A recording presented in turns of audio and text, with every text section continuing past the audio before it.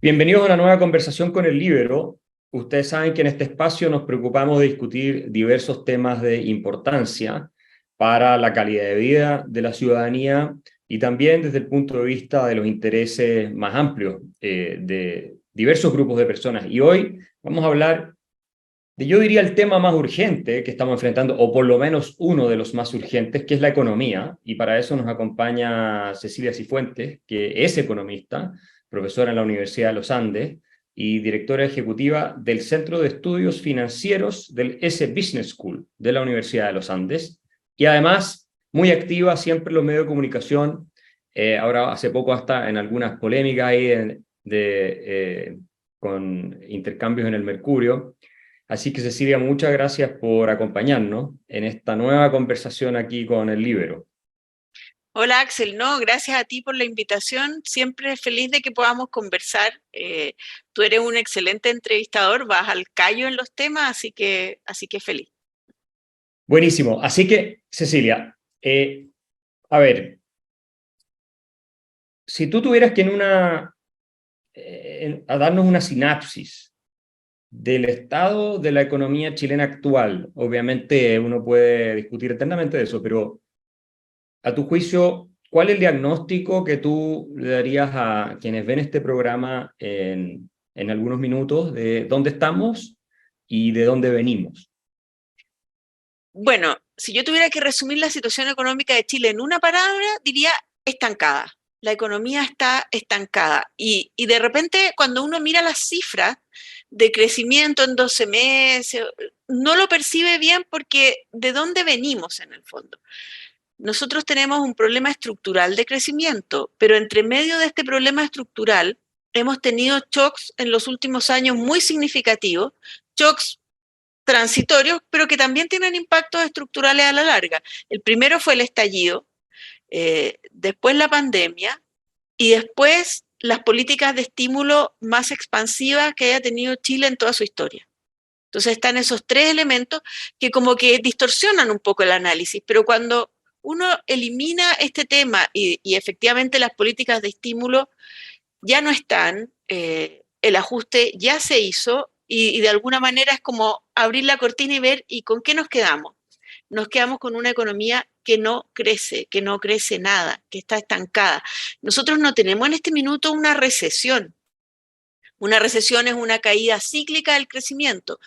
La economía puede ser que este año finalmente no caiga, yo creo que todavía es factible esta tasa de crecimiento cero, pero a mí lo que me preocupa es la situación estructural de Chile, de una economía que perdió su capacidad de crecimiento, la verdad que la perdió hace bastante tiempo, pero entre medio de ese proceso, las políticas públicas le han pegado en forma adicional a ese estancamiento. Y una economía que no crece no puede satisfacer demandas sociales. Entonces, cuando uno se va a esta situación del estallido en que se combinaron demandas sociales con esta crisis de violencia, si uno habla de las aspiraciones de la ciudadanía que son legítimas, la verdad que no se están generando las condiciones para que podamos satisfacer esas aspiraciones sociales, porque dependen mucho más del crecimiento que de lo que haga el Estado en términos de sus políticas redistributivas. Sin crecimiento no podemos hacer redistribución.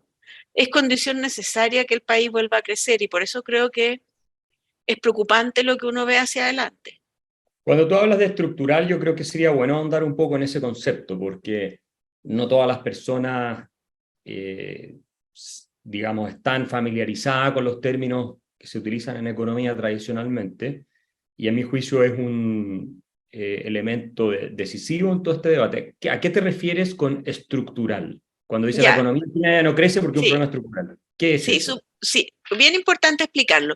Si uno tuviera que graficar a través del tiempo el dato del PIB, el Producto Interno Bruto, lo podemos graficar como producto total o como producto per cápita, lo que uno vería es una línea que tiene hartos movimientos como cíclicos en el fondo, pero que detrás de ese ciclo hay una tendencia. Nosotros hemos enfrentado estos ciclos muy fuertes en el último tiempo. La pandemia y el estallido fueron shocks negativos en el producto. Después vino un impulso fuertísimo, que fueron los retiros y el IFE, que más que compensaron esa caída, pero ahí estamos hablando de elementos transitorios. A mí lo que me interesa mirar es, dentro de todo este movimiento cíclico, cuál es la tendencia. Y esa tendencia en este minuto es plana. O sea, el ingreso per cápita en Chile no está creciendo y no está creciendo hace mucho tiempo. Si uno mira, por ejemplo, el dato del empleo asalariado, eh, del empleo asalariado del sector privado, está estancado hace 10 años. Independiente de este ciclo que generó la pandemia, si uno mira la tendencia, el nivel de empleo asalariado privado que tenemos hoy es muy parecido al que teníamos hace 10 años atrás. Y si la ocupación es un poco mayor, es porque ha aumentado como tendencia el empleo por cuenta propia y el empleo público. Pero no estamos creando, el sector privado no está creando empleo porque no estamos creciendo. Y al final los países no se desarrollan en base al desarrollo del Estado, porque el Estado no genera recursos.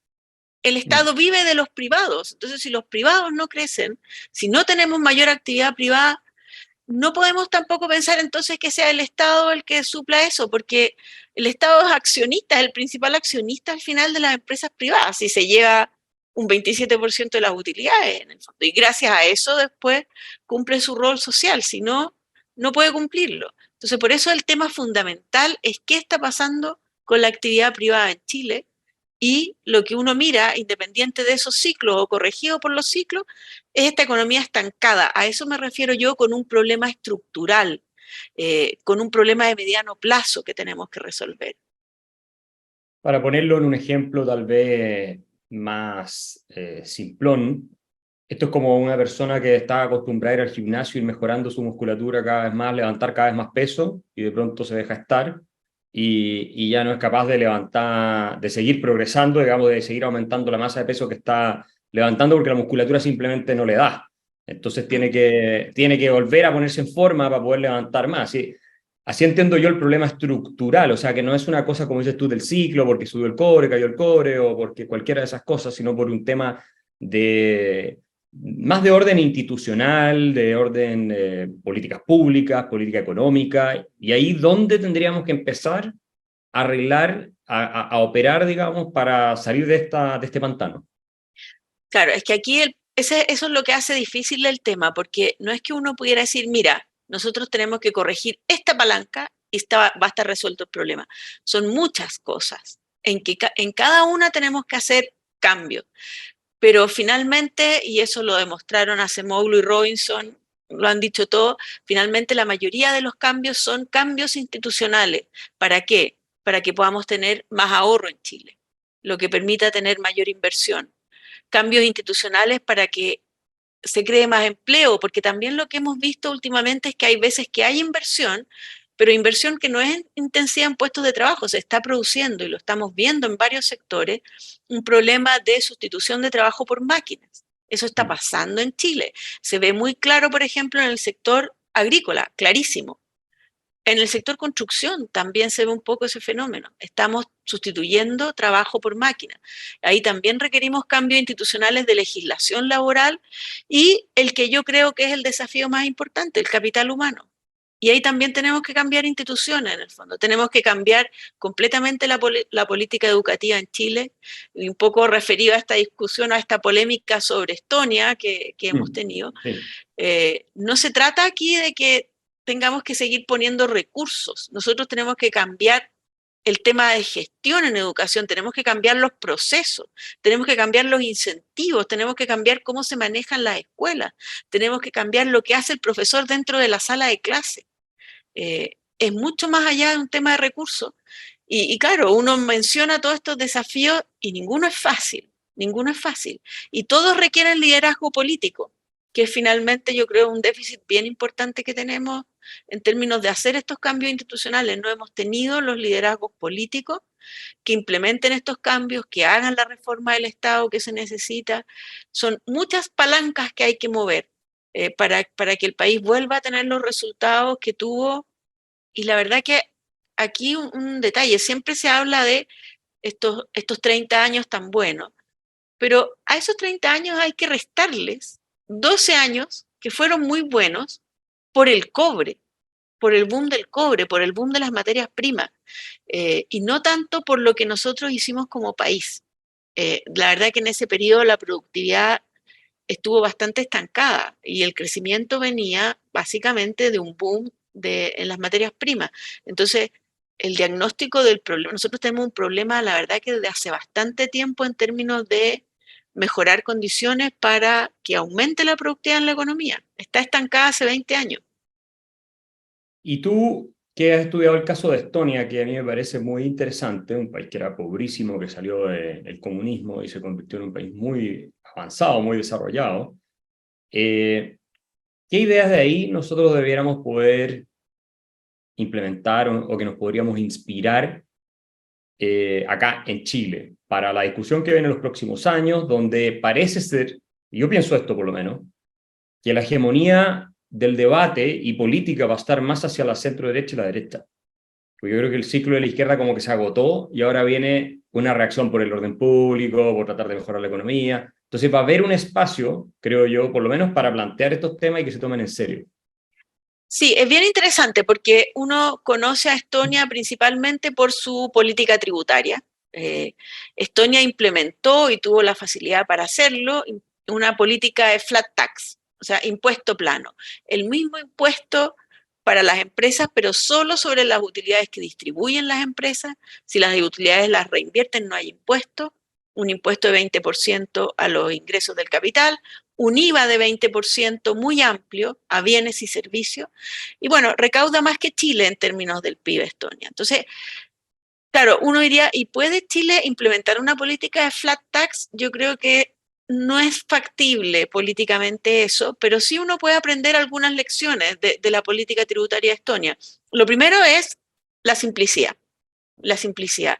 Y nosotros hemos ido complejizando el sistema tributario, no solo subiendo las tasas, sino que siguiendo una lógica, y este tema lo estoy estudiando hace tiempo. Si uno hablara del sistema tributario de Chile en gran parte del siglo XX, uno de los problemas que hubo en materia tributaria es que se subían los impuestos, pero como eso perjudicaba a ciertos grupos que políticamente se querían favorecer, se iban creando regímenes especiales, excepciones, normas. Mire, ya este sector, como le vamos a hacer entonces depreciación instantánea, y para este sector una tasa más baja, y para este sector va a estar integrado, para este otro sector desintegrado.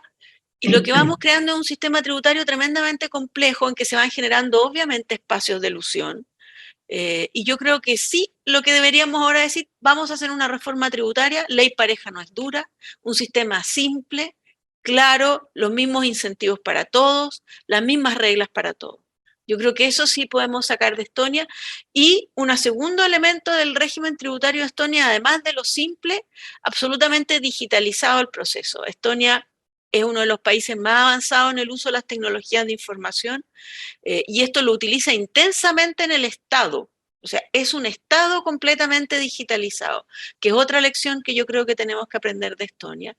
Y la tercera que yo rescataría es lo que han hecho en materia de educación, de políticas de educación.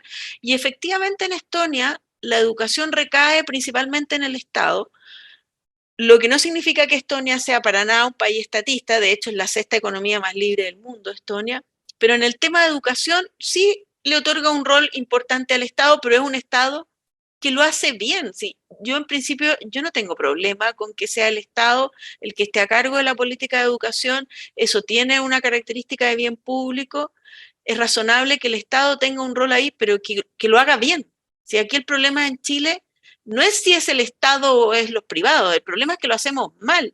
Y también en la educación privada yo creo que en Chile hay déficits importantes que vienen en un grado significativo de lo que está pasando con los profesores, en el fondo. El problema que tenemos con los profesores, con la importancia que se le da a las pedagogías, cómo estamos haciendo ese trabajo. Estonia en esto también ha tenido un fuerte apoyo en tecnologías de la información, hizo una capacitación muy significativa a profesores en estas nuevas tecnologías y cómo estas nuevas tecnologías pueden apoyar el proceso educativo. Bueno, y tiene Estonia además un importante fomento al libre emprendimiento. Estonia es el país que tiene más startups per cápita en el mundo. Es un país chiquitito, de un poco más de 1,5 millones de habitantes, eh, Y eso, claro, lo hace diferente a Chile, pero no en el sentido de que uno no pueda estudiar las experiencias y implementar las mismas políticas que se han hecho, por ejemplo, en materia educativa y, por ejemplo, en simplicidad tributaria. Claro. Bueno, el tema de la simplicidad tributaria creo que es clave y también la credibilidad tributaria, porque nosotros cambiamos de régimen tributario o de impuesto, tasa, que si hacemos reformas casi todos los gobiernos. Entonces, la gente tampoco sabe a qué atenerse. Incluso Así si haces es. un flat tax mañana, el gobierno que sigue te va a volver a poner impuestos progresivos y te va a cambiar. Esa incertidumbre, ¿cómo afecta la inversión, por ejemplo? Esta costumbre que hemos tomado de todos los gobiernos estar cambiando y para mal, porque no es que estemos cambiando para seguir bajando impuestos, es lo más simple, sino que cada vez más impuestos y más complejo. Pero finalmente, ¿qué tanta credibilidad tiene Chile hoy si tú dices, ya, vamos a hacer un régimen más simple, esto, lo otro, para que los inversionistas digan, ah, ya, les creemos y esto se va a mantener en el tiempo?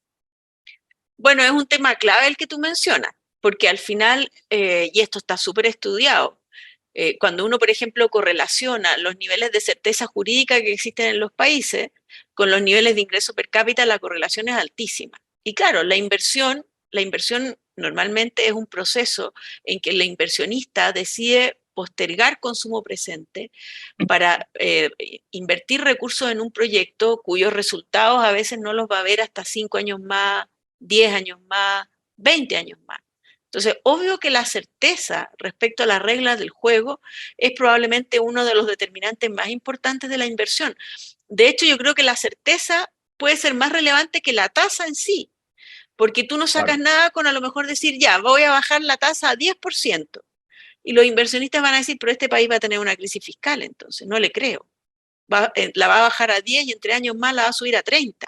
Eso es peor en el fondo. Entonces, y en este sentido, yo creo que dar esa señal es muy positivo.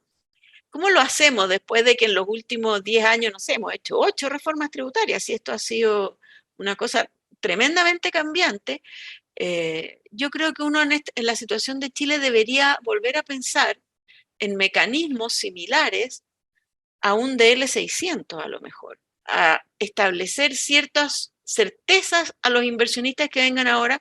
Bueno, se supone que hoy día el ministro de Hacienda va a anunciar su pacto fiscal. Yo creo que, y no necesariamente estoy sugiriendo que repitamos el DL 600, pero incorporar elementos de certeza en materia tributaria para los inversionistas yo creo que sería un tema bien, bien relevante para que recuperáramos la inversión, que la verdad está estancada y eso explica el estancamiento del empleo privado. yo pondría el DL 600 directo en la constitución nueva que estamos haciendo, pero ¿qué crees tú qué rol puede jugar la constitución en ese sentido? ¿O esto es algo que no tiene nada que ver con la constitución, más allá de los derechos de propiedad, por supuesto, todas esas cosas? Pero, eh, ¿cómo ves el tema constitucional y el impacto sobre el desarrollo económico de Chile futuro en los escenarios de que se apruebe o se rechace? Porque también puede pasar y de hecho yo creo que lo más probable, pero no lo sabemos. Mira, yo creo que sería complejo que se rechazara, porque primero creo que la constitución actual requiere algunas modificaciones, sobre todo, por ejemplo, en temas de bases administrativas del Estado, sistema político. Yo creo que ahí se necesitan reformas. Y la Constitución juega un rol súper relevante en lo que estamos hablando respecto a certeza jurídica en reglas que son muy importantes. Y lamentablemente esas reglas están en la Constitución vigente, pero se han vulnerado. Claro. Por ejemplo, el tema de la no afectación en materia tributaria. Es un tema clave, porque, y la verdad que esa se respeta hasta por ahí nomás, porque se supone que en Chile cuando se suben los impuestos uno no puede decir voy a subir tal impuesto para financiar tal política. Eso hay que eliminarlo de cuajo, porque eso genera una presión en el mundo político que hace muy difícil rechazar aumentos de impuestos, porque si uno, por ejemplo, dice, oye, voy a subir los impuestos para financiar al Sename, por ejemplo. Y claro, es un tema que para todo el mundo es un tema muy sensible, entonces para los políticos después sale muy difícil rechazar ese impuesto.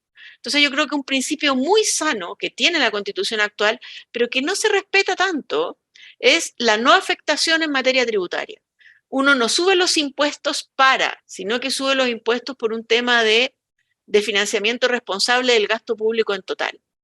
Ese es un tema que me parece súper relevante, que tiene que mantenerse en la Constitución, pero que tiene que respetarse más allá de lo que se respeta ahora. Y yo siempre he pensado que la Constitución a lo mejor debería incorporar, de alguna forma, algún tipo de sanción cuando los parlamentarios o cuando el mismo Poder Ejecutivo se salte la Constitución. Porque lo que nosotros tuvimos ahora, por ejemplo, en materia de los retiros de fondos de pensiones, y a mí la forma que me gusta más de decirlo es como lo decía el abogado Hernán Corral, que decía que hubo elusión constitucional. Porque la Constitución nuestra impide que los parlamentarios tengan iniciativas en materia de seguridad social. O sea, los parlamentarios no podrían haber introducido reformas como los retiros. ¿Y por qué las introdujeron? Porque modificaron la Constitución para poder hacerlo. Pero era como una Constitución que iba en contra de sí misma, a mi juicio. Entonces, en ese sentido, y yo, a mi juicio, eso debería haber tenido algún tipo de sanción para los parlamentarios que vulneraron la Constitución o hicieron este tipo de elusión constitucional. Ese también me parece un tema relevante. El tema de responsabilidad fiscal, creo que también es muy relevante para generar certeza jurídica. El tema de la iniciativa exclusiva de gasto, también tremendamente relevante. Y a lo mejor uno tendría que estudiar algún tipo de restricción a la propuesta de reformas tributarias a cada momento. Pero creo que eso se corregiría si se respetara el principio de la no afectación, porque lo que nosotros vemos ahora es, a ver, queremos subir la PGU, entonces la respuesta es, bueno, entonces tenemos que hacer una reforma tributaria. Entonces, esa lógica la creo media perversa en materia de certeza jurídica tributaria, porque siempre va a haber como imaginación de los parlamentarios para decir, queremos dar tal beneficio social, entonces vamos poniendo reformas tributarias para financiarlo. Claro, y por lo demás nuestros parlamentarios lo que hicieron fue, a través de normas transitorias, permitir el retiro, o sea, ni siquiera modificaron la Constitución con los 2/3 que en ese minuto se necesitaban para permitir que los parlamentarios pudieran, digamos, presentar iniciativas, sino que además lo hicieron, me acuerdo que Hernán Corral hablaba de fraude de ley, Sí, como la figura que utilizaron, ¿no? Como una cosa bien al límite de lo legítimo y obviamente fuera del espíritu de la norma. O sea, fueron poco serios en esa materia y eso a mí me preocupa tanto de los 3/5, que como hay poca seriedad más adelante, y eso te iba a preguntar, ¿cómo avisoras tú el futuro? Si es que no hacemos toda esta reforma, no hacemos nada. Nos quedamos ahí, obviamente la economía puede seguir estancada, pero desde el punto de vista del clima social en Chile, desde el punto de vista de el impacto sobre el estado de ánimo de la población con la clase política, porque todo esto tiene obviamente efectos que van más allá que solamente que la gente tenga empleo o no, que en sí mismo es un gran tema. ¿Cómo crees tú que esto se va a proyectar en el tiempo si pasamos otros 10 años completamente perdidos? claro, es que en ese contexto han ido cambiando también las expectativas de la ciudadanía. Eh, Y a lo mejor si uno el 2019 vio un estallido porque se estaban frustrando las expectativas, yo creo que eso tenía algo que ver con una economía que había estado creciendo en forma bastante satisfactoria y había dejado de crecer. En este minuto las expectativas de las personas sobre el futuro son peores. O sea, ya de alguna manera se internalizó que tenemos un problema, pero eso hace que además las demandas de la ciudadanía empiecen a cambiar. Y es impresionante como si uno considera la última encuesta Bicentenario, esta reciente encuesta del CEP que conocimos el otro día, cómo la ciudadanía, de alguna manera, y esto es como algo tan humano en el fondo, uno valora las cosas cuando las pierden. Y en este minuto la ciudadanía lo primero que quiere es orden público. Lo segundo que quiere, el crecimiento se está valorando mucho más ahora de lo que se valoraba hace algunos años atrás, porque se empieza a dar cuenta la gente que en realidad está siendo difícil encontrar empleo, que en realidad los salarios no suben, que en realidad eso para ellos es muy relevante. Y yo lo que espero que así sea, es que el mundo político recoja esta demanda y se haga cargo de lo que realmente necesitamos. O sea, si seguimos en este clima político entrampado, en que hay una parte del país que insiste que lo que el país necesita es una refundación, y eso es un poco lo que es el gobierno actual, y que de esa forma vamos a resolver el problema, ya vimos que ese camino es errado y que no es la que la ciudadanía quiere. Bueno, ahora lo que yo espero, y yo no sé si esto es wishful thinking, pero quisiera que sea así, y por eso estoy menos pesimista sobre Chile de lo que estaba hace 3 años atrás, que efectivamente el mundo político se logre dar cuenta que lo que nosotros necesitamos como país es volver a crecer. Creo que algo de conciencia se ha ido generando en eso, y, y ayer lo mencionaba en una entrevista Ernesto Silva, en el sentido de que nosotros tenemos que volver. A ver, hay dos condiciones que para mí son esenciales para volver a crecer. Recuperar mayores niveles de amistad cívica, y recuperar acuerdos políticos para hacer buenas políticas públicas. Eso es esencial. Si los países no progresan de otra forma, amistad cívica y discutir en serio reformas. Fue lo que Chile hizo en los primeros, yo diría, entre el año 90 y a lo mejor el año 2011. Esa fue la lógica. Esa lógica se rompió con las protestas de los que ahora gobiernan, que empezaron a parecerles todo mal y que había que cambiar el modelo. Yo lo que espero ahora es que como esa rebeldía o esos intentos revolucionarios definitivamente desaparezcan y volvamos a la madurez política y a decir, sentémonos todos en una mesa, tenemos que tratar de hacer una buena reforma de pensiones basada en evidencia técnica y no en eslogan político, y hagamos cambios, y puede ser que en esos cambios a mí haya cosas que no me gusten 100%, pero en las que uno dice, bueno, pero esto es opinable, entonces podemos a lo mejor, por ejemplo en la reforma de pensiones, yo creo que uno puede pensar en introducir mecanismos de solidaridad intrageneracional. O sea, es decir, que los que cotizan por ingresos altos, a lo mejor parte de su cotización se redistribuya a personas que cotizan por ingresos más bajos, mecanismos de ese tipo. Busquemos acuerdos, pero acuerdos sólidos técnicamente. Chile lo ha hecho así. La reforma provisional del 2008 de Bachelet fue una reforma técnicamente bien hecha, en que se logró consenso. Tenemos que recuperar esa lógica, yo creo. Yo estoy totalmente de acuerdo. Ahora, si no es todos en la misma mesa, por lo menos la mayoría de adultos en la mesa discutiendo estos temas, y que los otros niños quieren seguir en su postura de romper el país, de refundarlo. Pero esperemos que se dé tal cual tú dices. Yo creo que se abre una ventana de oportunidad porque la ciudadanía está dando señales claras de que los problemas los quiere resueltos, y la clase política tiene que tomar nota de esto, si no, yo creo que puede pagar un costo alto, ¿no? A través de una sorpresa, ¿no? Que nadie sabe. Pero te quería agradecer, Cecilia, por haber conversado con nosotros hoy.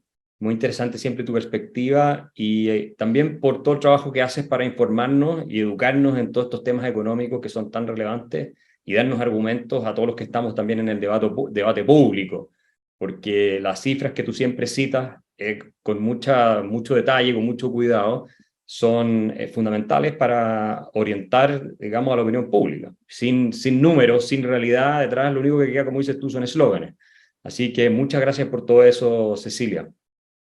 Bueno, no, muchas gracias a ti por la invitación, y también a los auditores que se tomaron el tiempo para escuchar esta entrevista. Así que muchas gracias a todos.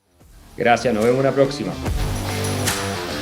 El Líbero, la realidad como no la habías visto. Haz que estos contenidos lleguen más lejos haciéndote miembro de la Red Líbero.